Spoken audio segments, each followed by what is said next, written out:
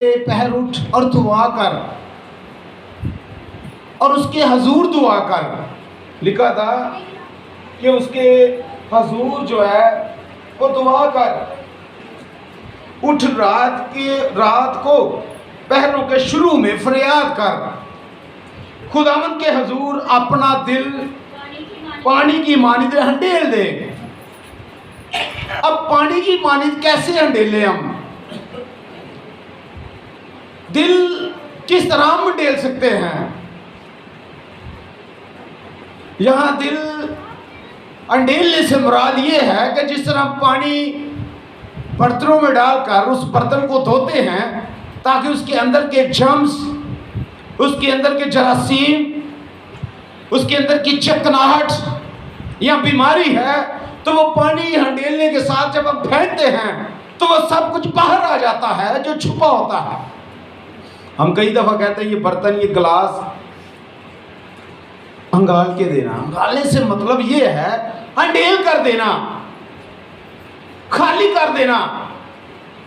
और यहां मुराद भी यही है कि खुदा के हजूर अपना दिल पानी की मानिद हंडेल दे, पानी की मानिद फेंक दे। कहां फेंक दे?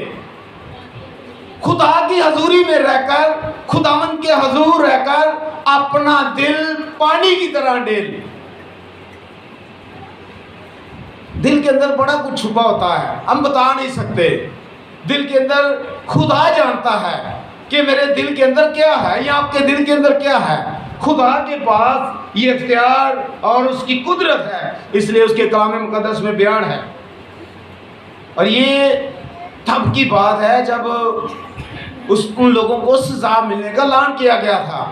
कई लोगों को सजा मिले, इन लोगों को तबाह कर दिया जाए, बर्बाद कर दिया जाए, गर्क कर दिया जाए। लेकिन खुदा के कलाम में बयान है कि जब हम खुदा की हजूरी में रहेंगे तो खुदा कभी बर्बाद नहीं करेगा। बच्चे भूखे सोए हैं, लेकिन तू बच्चों की परवाह ना कर, दुआ कर, दुआ में ठहर और खुदावंद के हजूर अपना दिल जो है वो हंडेल दे। मुराद कि जब हम अपने दिल का हाल उसके हजूर करते हैं तो सजा जितनी बड़ी हो वो खत्म हो जाती है। ये था खुदा के हजूर अपना दिल खोलना, खुदा के हजूर अपना दिल को बयान करना। हम एक और पॉइंट देखेंगे, खुदा के हजूर में रहेंगे तो खुदा हमारी हिफाजत करेगा। खुदा के हजूर रहेंगे तो खुदा हमारी हिफाजत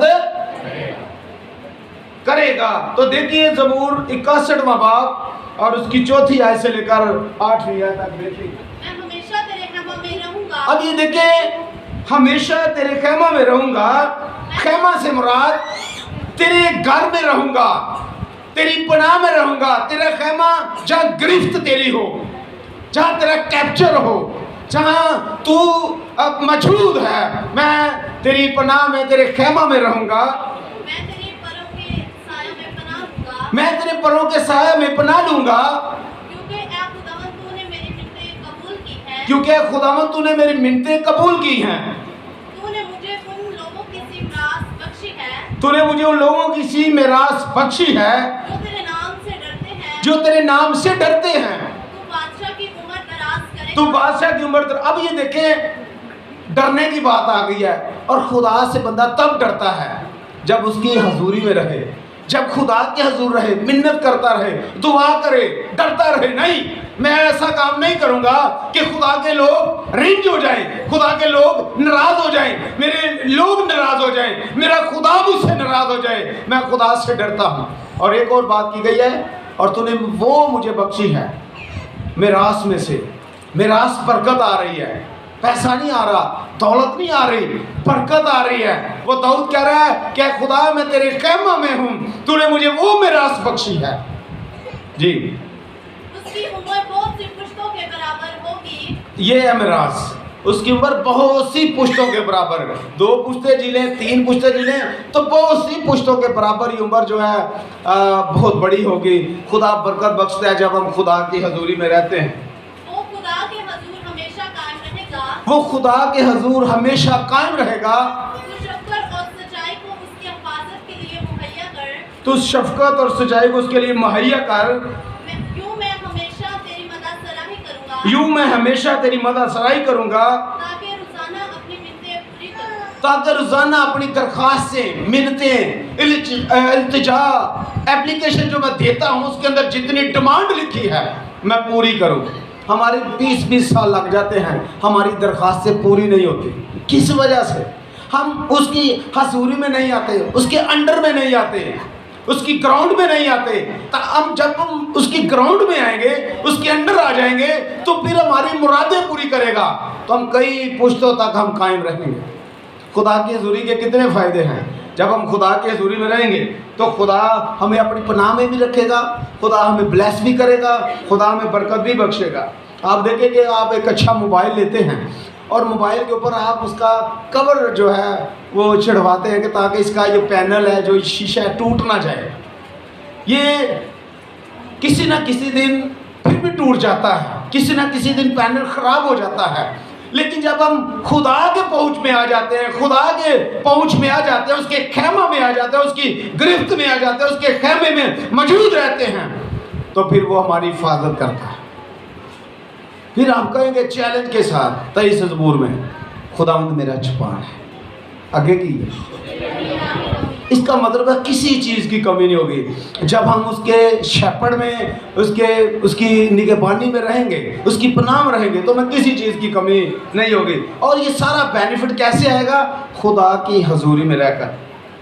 खुदा के हजूर अगर हम कामते नहीं तो हम कभी भी बरकत नहीं पाते। खुदा के हजूर कांपना चाहिए, रोना चाहिए, चिल्लाना चाहिए। ऐ खुदा, मेरा दिल तुझसे डरता है, मेरा दिल कांप जाता है कि मैं कोई ऐसा काम ना करूं कि तुम इससे नाराज हो जाए। तो जब हम खुदा के हजूर कांपते हैं तो खुदा फिर भी अपनी हजूरी में रखकर हमें बरकत बख्शता है। वाइस की किताब उसका 8वां बाब उसकी 13वीं आयत देखिए।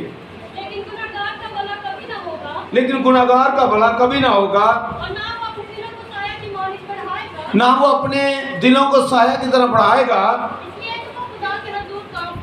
इसलिए वो खुदा के हजूर कांपता नहीं है। गुनाहगार, कोई ऐसा शख्स खुदा के हजूर अपने साये को नहीं बढ़ाएगा या काम नहीं करेगा। क्यों? वो खुदा के हजूर काम भी नहीं रहा। ऐ खुदा, मैं तेरे सामने हूँ,